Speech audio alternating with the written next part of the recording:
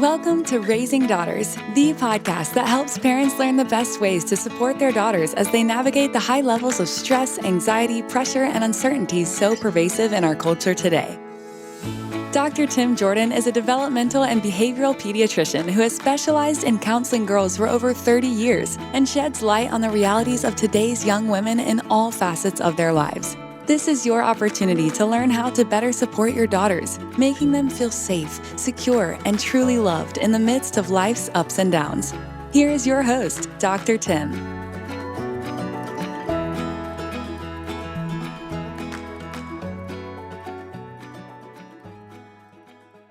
Hello, friends. Thanks for joining me here today for another episode of Raising Daughters. And I hope that the title of this podcast wasn't too provocative. The title is, Why is My Daughter Having Sex? And the reason I thought it would be important to talk about this topic, a couple of things. Prom is just around the corner, but this could be at any time of the year. There's homecoming dance, and there's just life. There's just school. There's just parties and things. I think sometimes we're not really aware of either what's going on for our kids when it comes to sexuality, and especially why girls might end up having sex, or maybe why they're not having sex. So I'm going to offer you some statistics at first, just for a few minutes, just to kind of set the stage for how many people are having sex today, how many young people, and then talk about some of those reasons why your daughter may end up having sex, whether they're in high school, college, or whatever. And there's going to be some articles that I will put some links to in my show notes. Check it out, as always. Excuse me, at www.drtimjordan.com. Some articles I found with some statistics. On average, around the world, 17 years and 2 months. That's the average age to lose your virginity. In the USA, it's about 17 years. 1 out of 10 young people today has their first sexual experience with somebody of the same gender. It's also interesting that if you come from a household with 2 parents, the average age to lose your virginity is 17 years and 6 months. For a household without 2 parents, if you're living with just 1 parent, it's 16 years. That's interesting, isn't it? Also, here's a sobering statistic. With their first sexual experience, about 74% used a condom, and the rest, about 26%, did not. And I saw one study that showed that only 55% of young people use a condom or some kind of protection the first time they have sex, which is very scary and very sobering. About 15% of young people today had 2 or more sex partners the same year that they lost their virginity.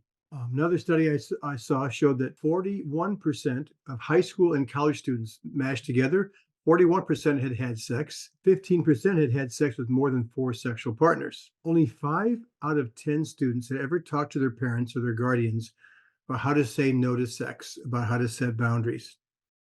About 78% had learned in school how to say no to sex.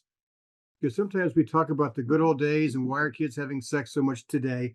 There's a good article about the average age people lost their virginity over the generations. If you're a baby boomer, I'm one of those, born between the end of World War II and the early 60s.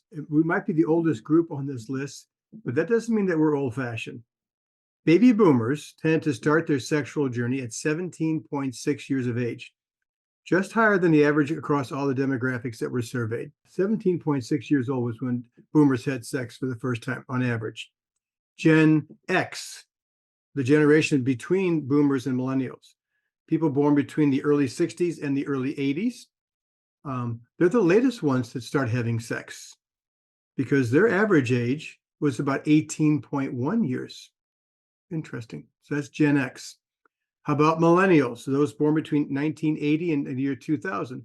Probably a lot of you parents listening to this. They tend to lose their virginity at 17.4 years, which is the average of people having sex across all the generations. So millennials, you're on average. Young people born after 2000, Gen Z, that's the earliest starters of the group, they start having sex an average of 16.2 years. It's almost 2 years younger than our Gen Xers. Interesting. There was one study done by the CDC. They said that the average age at which American women first have what they call penis and vagina sex, because there's lots of ways of defining sex. The average age from their survey was 17.3 years for women. 17.0 for men. Also, it's interesting that it's not even unusual to graduate from college without ever having sex. That happened for about 20% of students.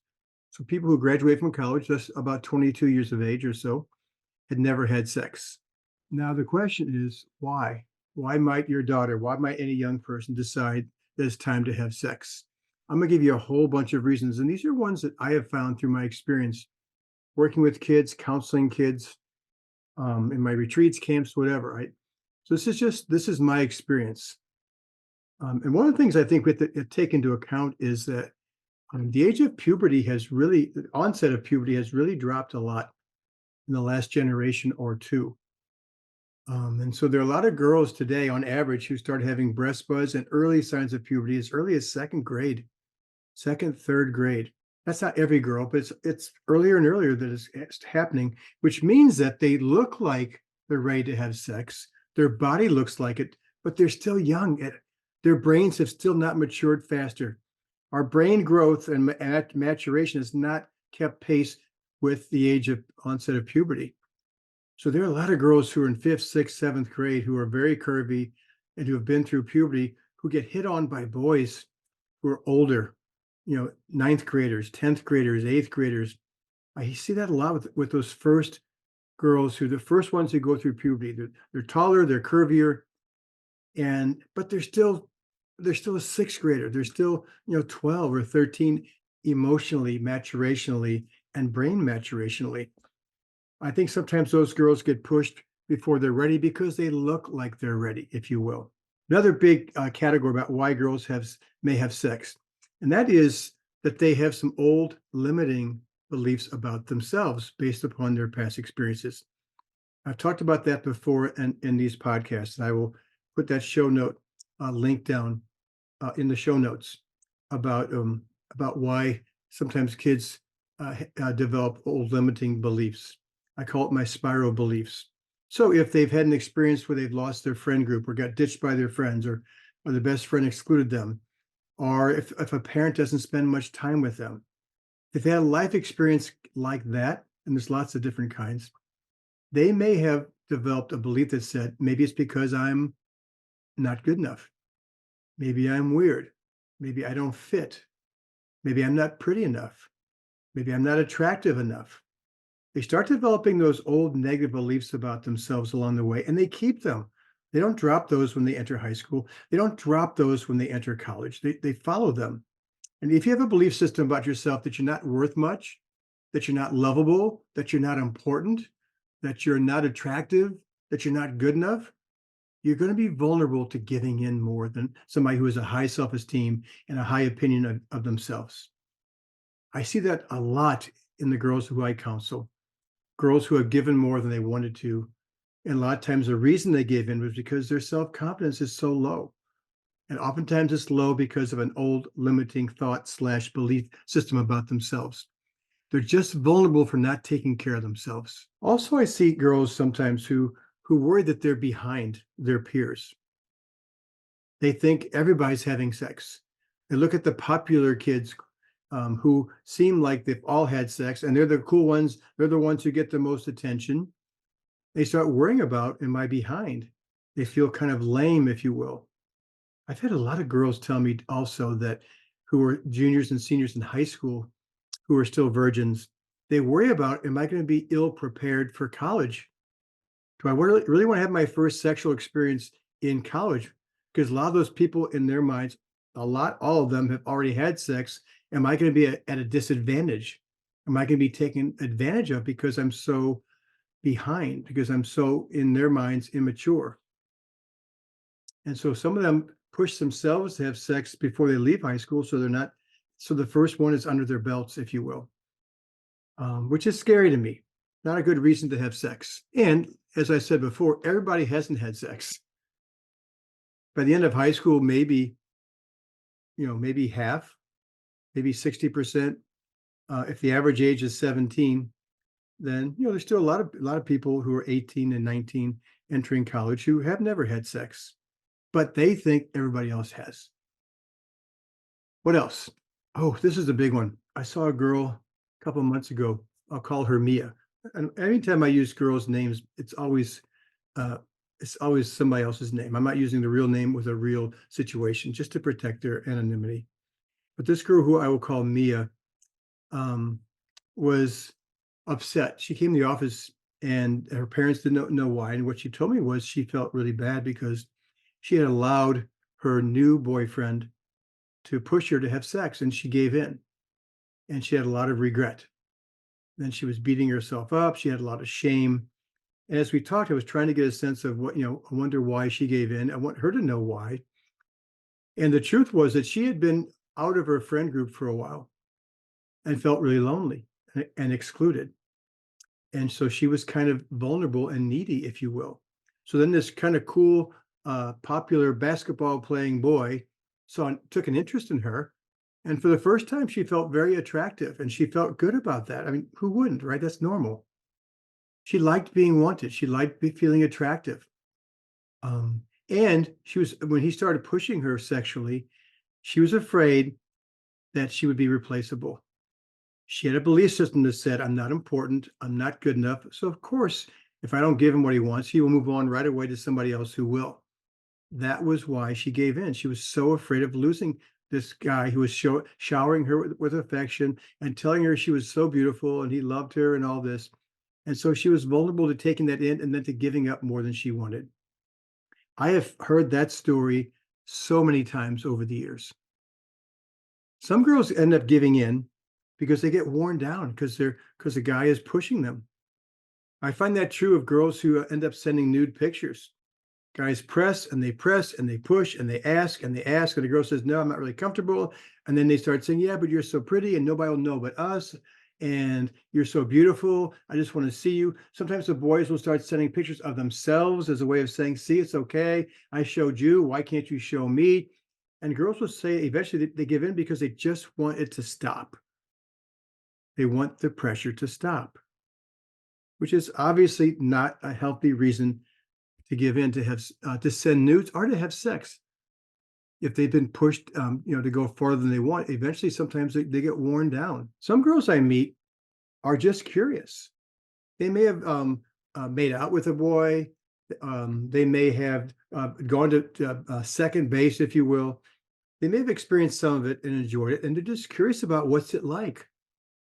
You can't turn on a TV show or watch a movie without there being sex in it. And there's some very sexually explicit, Netflix shows and, on social media, texts and videos and things. And so girls, I think, get curious about what's this about. It seems like everybody's having sex. It seems like everybody who's having it is cool and good looking and popular. And so they just get curious about it. I wonder what it's like. It's a natural urge, right? To be curious about sexuality. There's so much shame around sex and sexuality in our culture. I'm going to do a podcast about that down the road here. But not sometimes. I think most kids at some point become curious about it. And that is especially true for girls who I think are free-spirited, independent-minded. Those girls who want to try everything. They're just one of those kids. Sometimes I'll see those kids in my office, these girls, and I tell them, I think you should have been born in the 60s. Because they have sort of this Woodstock kind of mentality, just their persona. They're just like they're hippies that if they had been born in the 60s, they would have fit right in. I've seen a lot of girls who are very independent minded. If their parents say no, then they push that boundary just because they just can't be told no.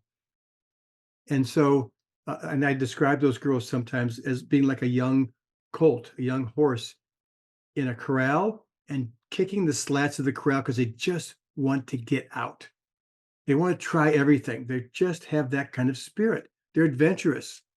So sometimes it's as simple as they just want to try it because they want to try everything. These are the kids who tend to be risk takers. They like being outside the box. They like being on the edge. And sexuality is one place where they can experience that. And also, going along with that, in this day and age, there are some different views about sexuality than there may have been back, say, in the 50s. When it was really repressed. And the only message kids got was, don't do it till you're married. That message is still there, by the way. And so I think for some kids today, it's different. the way they look at sex, the way they view it is different than maybe in past generations in the sense of there's nothing wrong with it. So it's something physical that they want to have with somebody. It's a kind of closeness. It's not like closeness like a more platonic closeness, but it is a level of closeness, and they want to experience that. So I see some girls where if they have sex with the guy and then it's like the guy says whatever and then they move on, it doesn't mean much to them. Sometimes they're the ones who initiate and then they're the ones who walk away. They wanted to try it. They were curious. And to them, they don't have all the baggage that a lot of us had. At least I'm a boomer in my generation, growing up the way I did. That's true for a lot of kids today. They see sex differently because they've been saturated with it.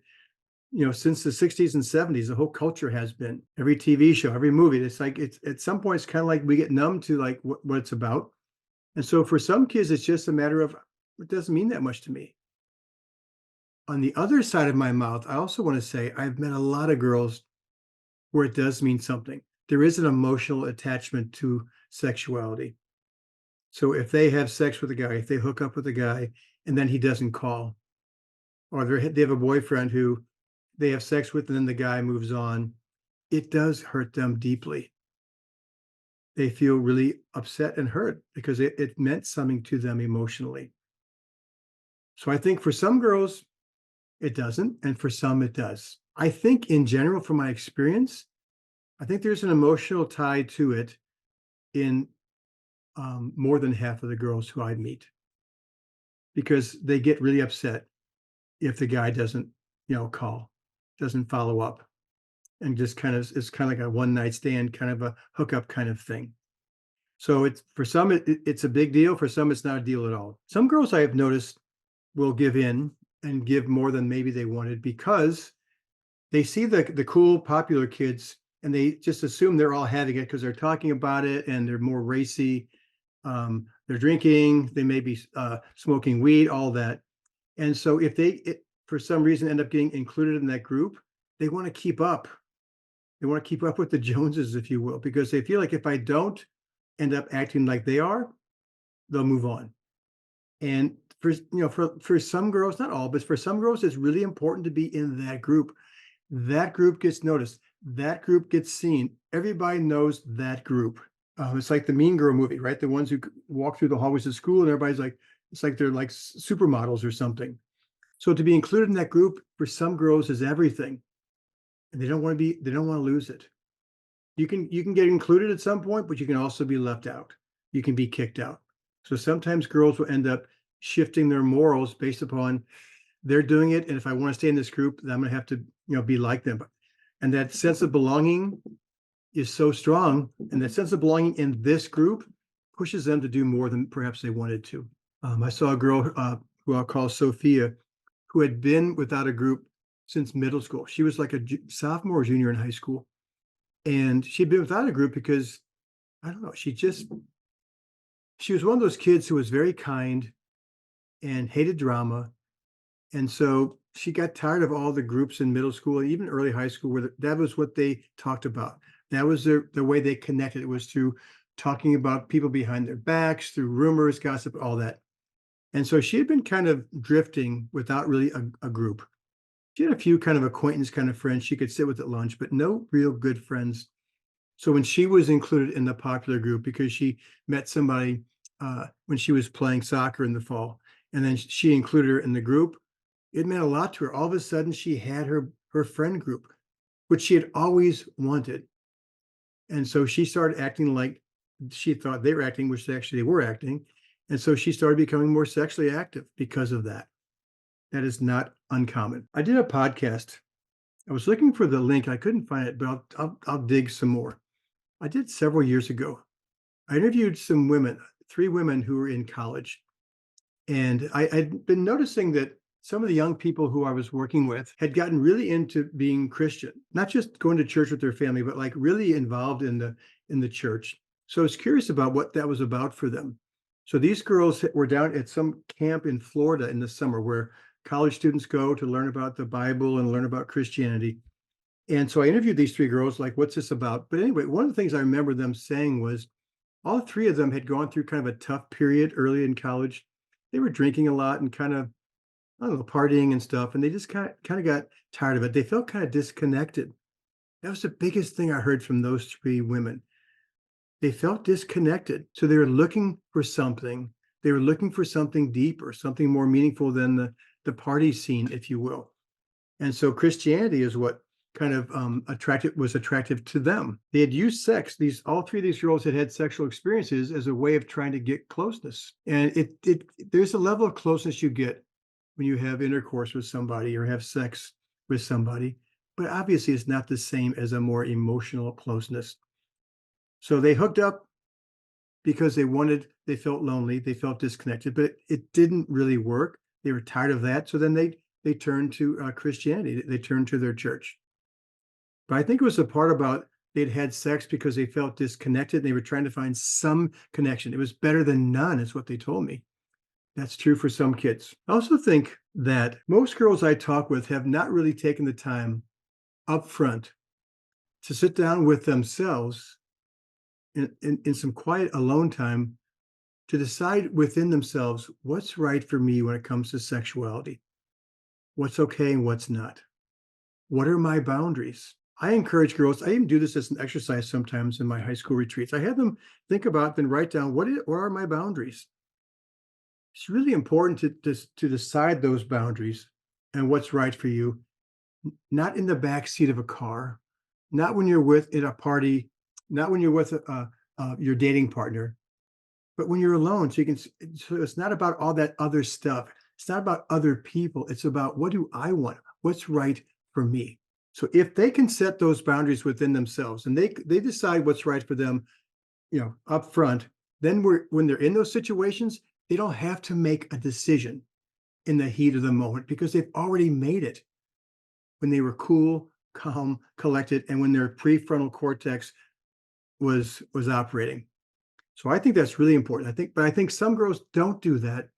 So they fall prey to the heat of the moment and they have sex because they just get caught up. And I think in general, because of our good girl conditioning, which is still there today, I think girls in general have a hard time setting boundaries. They think it's mean sometimes. They think it's being too aggressive. I've heard that so many times. Still bothers me.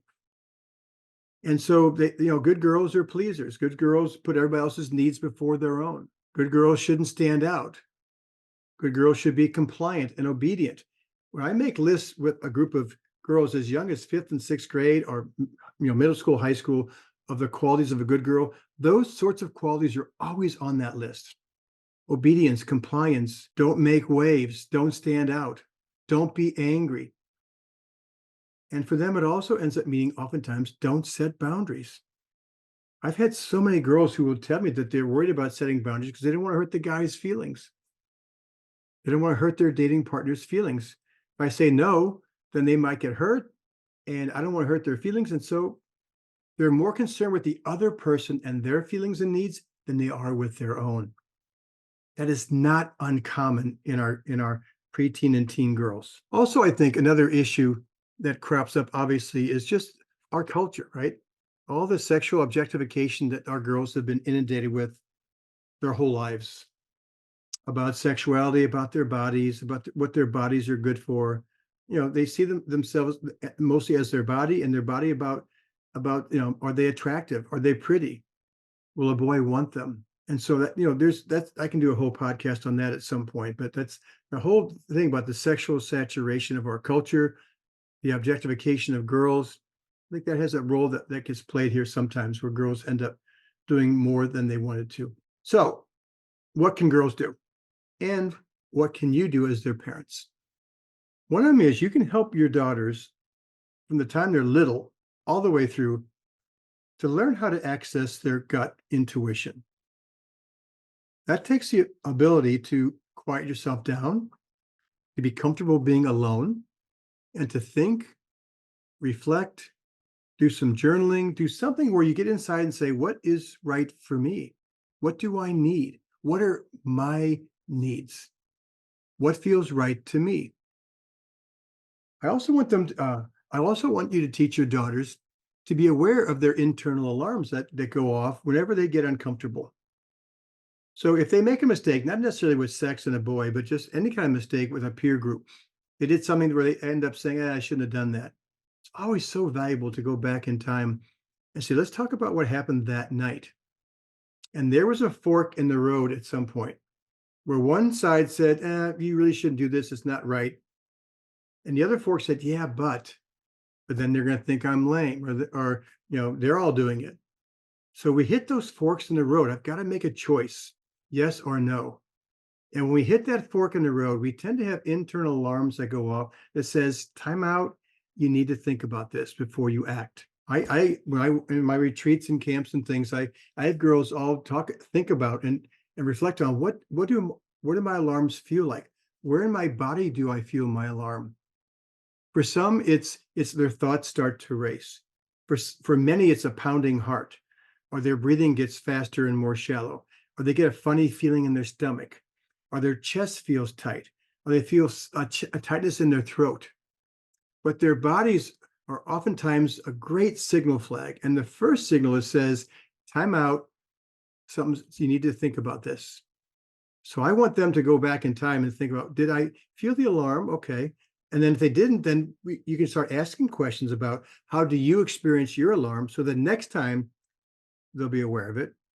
And then when they made their mistake, ask them, why in that moment do you think you ignored your alarm?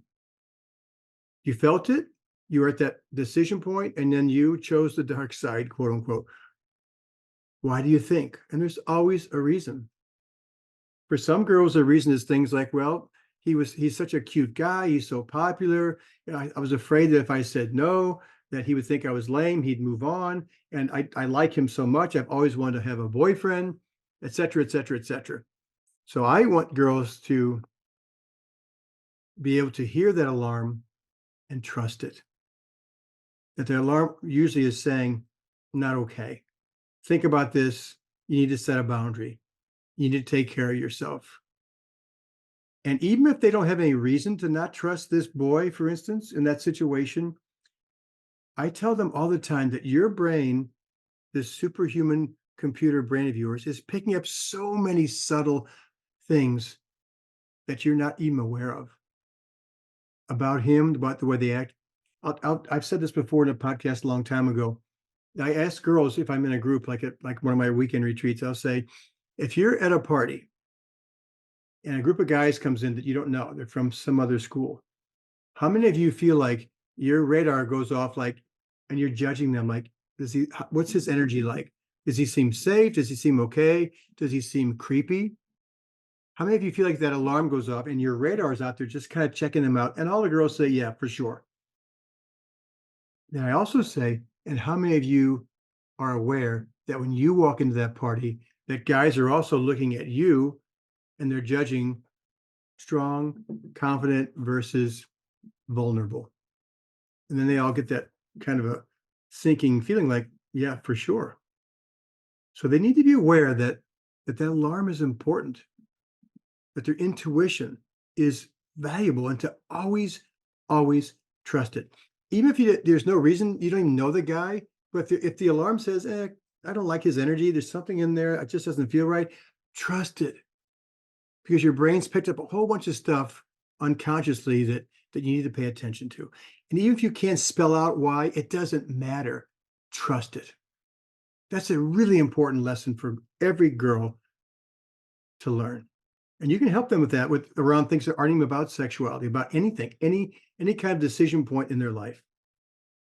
Another thing every girl needs to do is become aware of any limiting beliefs that they've accumulated about themselves. We talked about earlier, they may have some old beliefs about things like, I'm not good enough, I'm not very important, my needs are important, I'm not very attractive, I'm not cool, I don't fit. So if they go into a situation with a dating partner with that kind of belief system, they're probably not going to take care of themselves as well as if they go into that situation thinking, I like myself, I deserve the best, I deserve to be treated well, I have high confidence, and if they have that kind of belief system inside them, then they'll be much better at setting boundaries. They'll know it's okay to set boundaries. So reframing those old negative beliefs is important. If they, you can talk to them about that. You can see if they have any idea about that. If not, and you're worried because of things they've experienced, send them to a counselor like me who can help them sort of get under the surface and say, okay, what have you decided about yourselves? If they've had a lot of friendship issues in the past, or they've lost friends, if they've had some bad situations with dating partners, they need to figure out why. Otherwise, they're going to repeat the pattern probably. So in some way, they need to become aware of that. So help them with that, or send them to somebody kind of like me who can help them unearth that, if you will. And also, if they let go of those old beliefs and they reframe it to things like, it wasn't about me. The reason that my friend left me out of the group in 5th grade wasn't because I'm not good enough or pretty enough or attractive enough or I'm not cool enough. It was because she felt insecure and she was trying to fit into a group. And there's all kinds of reasons why people act the way they do. They have nothing to do with you. You are in charge of your story. You're the one who can take away the moral of the story. It could be, I'm not good enough and all that, or it could be, it's not about me. I'm not taking it on. I'm a good person. I deserve to have good friends. So that's the kind of restructuring they can do with their belief system that would be really helpful. I read in a book, I think it was a book called The Defining Decade by Meg Jay, and I interviewed her for actually twice for my podcast. And she talked about what she called this, your self-perceived mate value. Your self-perceived mate value, which is how desirable do you feel about yourself thus far in your life? Too often, girls, their mate value is dependent upon what's happened to them in negative ways, or they are based upon looking outside themselves, comparing themselves. And oftentimes then they compare themselves unfavorably, which leads to some negative beliefs and then more vulnerability. So they need to become aware of what their current self-perceived mate value is and to work on it. I always tell them that what's far more important than you being wanted is, what do you want? What's more important than you being wanted is, what do you want? If it's about being wanted, you're going to be at the mercy of people outside of yourself. You get clear about what you want and what's right for you. Now you're in charge. And I want every one of your daughters to be in charge of their bodies and their sexuality. Also, we need to give our daughters some practice in setting boundaries. We need to talk about boundaries when they're little, all the way through. Practice saying no to you sometimes. If they have a hard time with a friend at school who's mistreating them, do some role playing at home. Have them say, show me how you're handling it with your friend. And 9 times out of 10, in my experience in working with girls, is they're wimpy. They're not clear. They don't look the person in the eye with a clear, firm voice and set their boundary. They need practice in learning how to do that. They also need to have awareness of their good girl conditioning that's making it hard for them to do that, and to let go of that. And to let them know how important it is for them to set boundaries. It's not being mean. It's not being aggressive. It's being assertive. There's a difference between being assertive and aggressive. So they need to have permission to set boundaries. They need practice. They need words. And I think that'll help them in those moments of truth. I also think it's important. What might be more important than whether or not they're having sex is why they're having it, or why they're not having sex. They might want to become aware of that. What are your reasons for sexuality? What do you want? What feels right to you? Forget the culture, forget your friends, forget the cool kids, forget the movies, forget the TV show. What feels right to you? What's more important than whether you're having sex is why you're having it, and what you're telling yourself about why you're having it or why you're not. We also need to sort of dispel the myths about everybody's having sex, because everybody's not having sex. 50, 60% maybe by the end of high school. The average age is 17, which means half of people at 17, which is a senior in high school, have had sex and half have not. So it's not everybody. And it doesn't matter anyway who's having it and who's not. It's more important what you want. But still, I don't want them feeling like they're behind and they need to catch up or put pressure on themselves when that doesn't need to be there, because it's a myth. They need to be educated about what's really the truth. We also need to keep encouraging them all along the way to not become dependent upon other people's opinions, other people's judgments, that their decisions about what's right for them should not be based upon what everybody else is doing or what looks right, or am I going to be judged in a negative way or a positive way. It's too much about them and not enough about you. That's not like a one-time conversation you have with your daughters. Those are things you can help them learn all the way through their lives, so that when they're 18 and go off into the world, that they've learned about, what's right for me. They've learned how to access their inner world. They need to take that quiet time to get to know themselves, to be in touch with themselves, to be in touch with that inner voice, with their intuition. That's a skill that needs to be practiced. It's a muscle that needs to be exercised over and over, so that it becomes easier and easier for them to access what their heart is saying and what their gut is saying, what their intuition is saying, what that inner voice is saying. You can let your daughters know that you love them and you want them to take care of themselves, but what's more important than that is, do they love themselves? If they love themselves and they become okay with the way they look, and that will set the stage for them having a sense of deservability. Self-love comes, and then taking care of yourself. It's much easier to practice self-care in lots of different ways, including with sexuality, if you love yourself, if you care about yourself, if you know you deserve the best. And there's so many things. That's another whole podcast about how do you learn to love yourself. And I'll do that sometime in the near future. So it's important that we love them for who they are.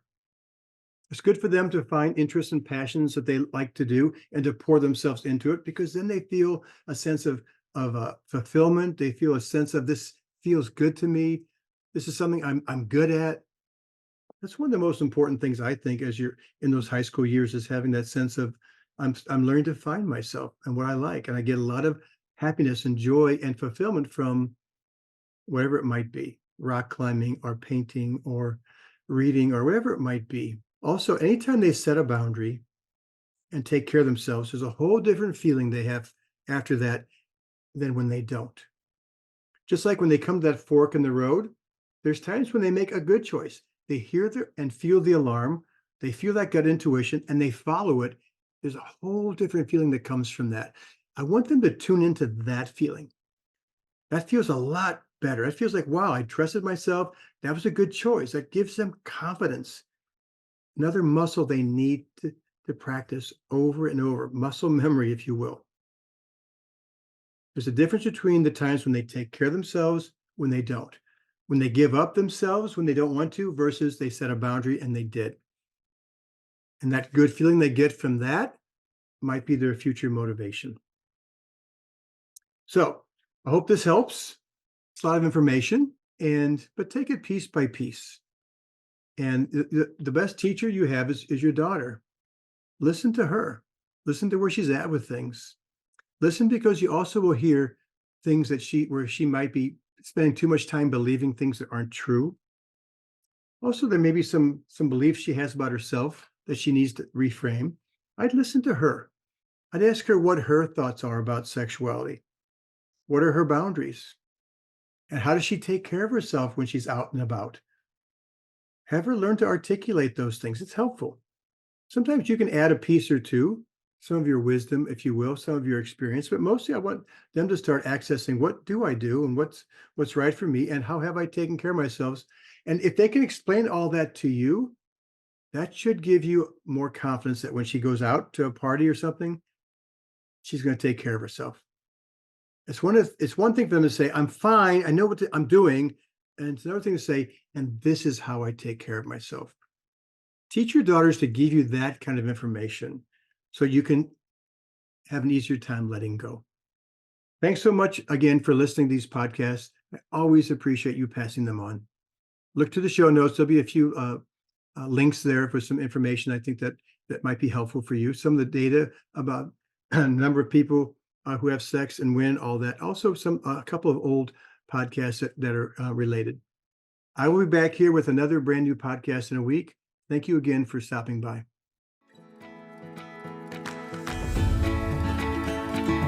Thank you for tuning in to this episode of Raising Daughters. Hopefully you've learned something useful about girls and young women and how to help them navigate the pressures, challenges, and opportunities of modern life. If you want to become a more effective parent, keep listening to the show at drtimjordan.com and let the conversations shape you. Build that one-of-a-kind connection with your daughters in the most profound and meaningful ways possible, shaping them into strong, confident women of the future. That's all for now. See you next week for another episode of Raising Daughters.